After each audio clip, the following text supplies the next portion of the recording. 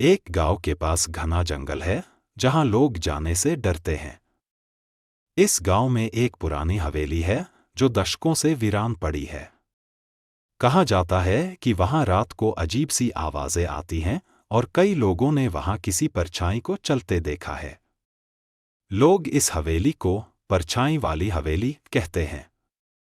हवेली का मालिक ठाकुर साहब किसी को वहां जाने से सख्ती से मना करते हैं। एक दिन गांव के युवा लड़के मोहन को हवेली के बारे में जानने की उत्सुकता होती है। उसके दोस्त उसे रोकते हैं, पर वह अपनी जिज्ञासा के आगे हार मान लेता है। वह रात में चुपके से हवेली की ओर निकल पड़ता है। जैसे ही वह हवेली के पास पहुंचता है, उसे ठंडी हवा का एक झोंका महसूस होता है और एक अजीब सी गंध आती है। मोहन हवेली के अंदर दाखिल होता है और एक एक कर वहां के कमरे देखने लगता है।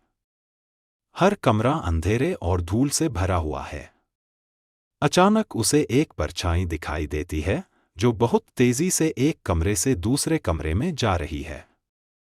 वह डर के मारे कांपने लगता है, लेकिन पीछे हटने की बजाय और अंदर चला जाता है।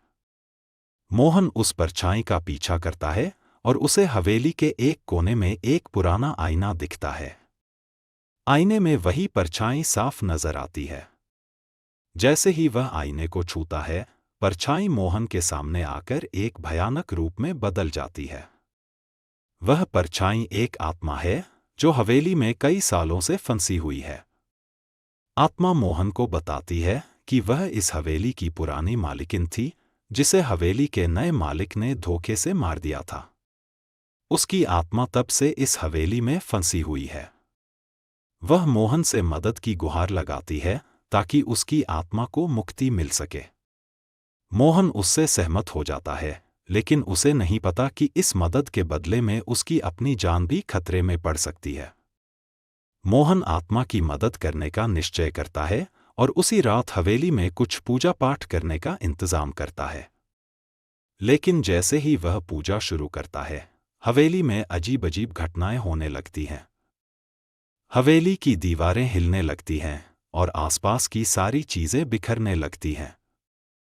हवेली के अंदर कुछ अदृश्य शक्तियां मोहन पर हमला करती हैं, लेकिन वह साहस के साथ पूजा करता रहता है।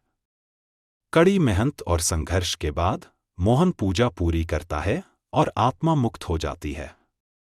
हवेली में अचानक से सब कुछ शांत हो जाता है।